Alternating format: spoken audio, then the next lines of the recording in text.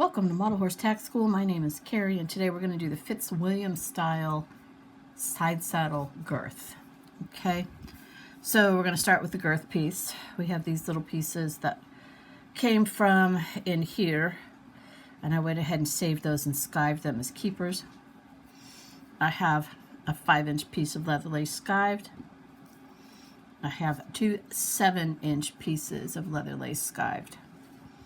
Then I have a jump ring, a little piece of scrap. This is scrap 1/16. Probably need about an inch, maybe 1.5 inches for that. And then I have more buckles than you can imagine. So you need 4 buckles on either side. I don't like this girth, but I'm going to teach it to you because it is the modern style girth. So we start, it should be straight down the center. Leave a little extra for overhang. I'm going to fold that around. Technically this is just for looks, so you could skip it. Nobody would probably know with all the layers that this thing has. So make sure that's right down the center like that.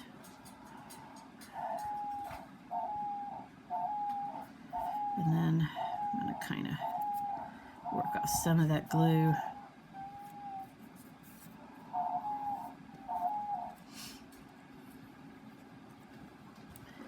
And then we want to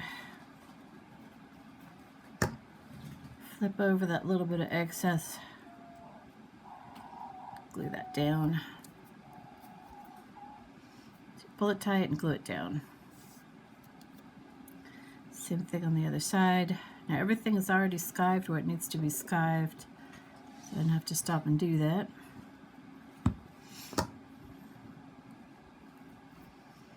Alright, I got my finger on that. These are 3 32nd buckles. You can use 3 32nd, or you can even use 1/8 if you'd like a bigger buckle for tacking up. Nobody's really going to see it, but I'm using 3 32nd. And I'm using round. Alright, so fold these over in half. If you need a longer girth, you could, just do like a 1/4 inch fold over. And that would be if you had a really fat boy that wasn't going to fit. But most of them fit this way. And sometimes it's just easier to lengthen these straps here than it is to create a whole new, hey, that was silly, to lengthen the entire girth. But you could, if you had to, lengthen the entire girth. Come on. Alright, fold those in half like that. There we go.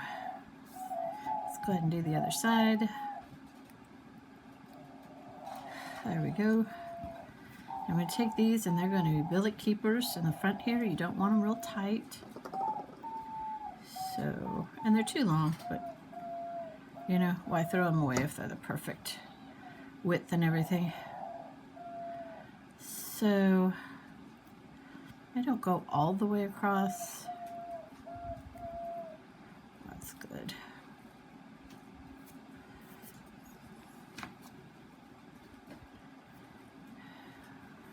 Whoops. That.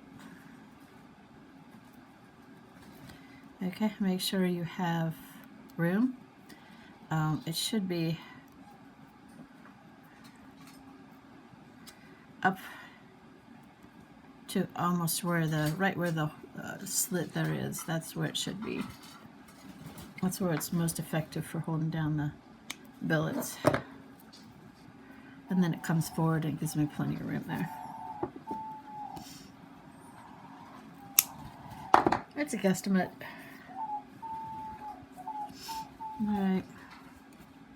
Now we're going to take, and this is, so far will look the same as the standard girth. We'll go ahead and do the if you've seen that video.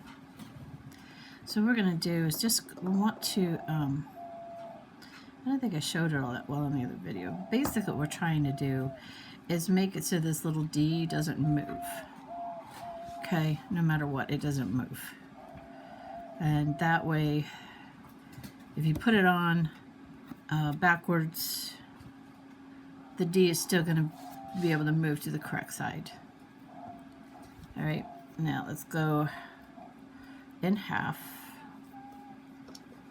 And then, if you wanted to, you could make that a floating centerpiece. It doesn't have to be what I'm doing right now. It doesn't have to be glued all the way down. Let's see. It's going to be a little too long. So we want that to end up in the center, but we're not gluing it down. So we need the slot in here for things to move. So that's about right.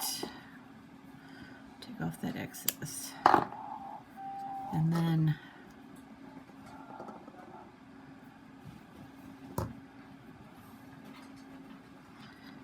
pull it around. You're not behaving yourself. Okay. And now you see how we have room under here,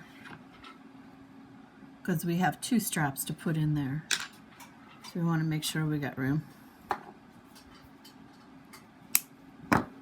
So these are about 7 inches long. I'll go ahead and take the shorter one. And we're going to put a buckle on either end. No keepers, just a buckle. And then we're going to tuck that through. And this is the Fitzwilliam part. You now have 3 keeper straps on either side, which is why you need 4 billets on the off side, or on the right side. Wait, we get on the right side? Oh. Heaven help me. Okay, so that is about the same length as the girth itself. One more.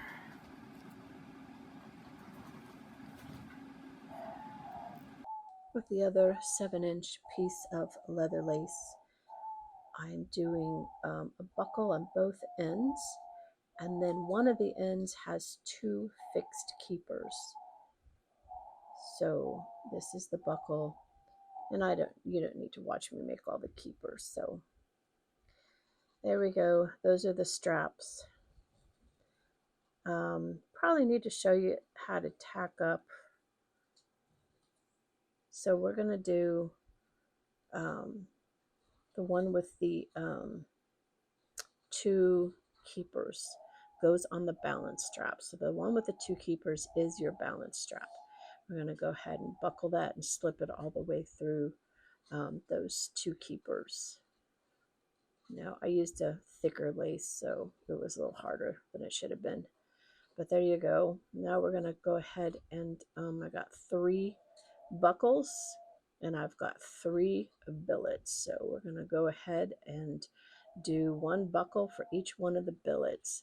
The other side is basically the same. You take 3 of the billets for the 3 buckles, and then that 4th outside, the one that's towards the front, is going to be for your balance strap. So that 4th one is always for your balance strap. Now here I struggle with these buckles. There's 8 buckles total. And oh my gosh, it's so much fun to tack up. It is not my favorite girth. So I'm struggling to get those buckles up as far as I can into that by the tree, so that it'll kind of hide the bulk, and then tuck them into the keeper that we created. You can find, if you find you need to shorten those billet straps, you can do that too, so that you're closer to the billet keepers here. But you tuck all of them in there, and then we just flip it over. Basically, it's the same thing on the other side.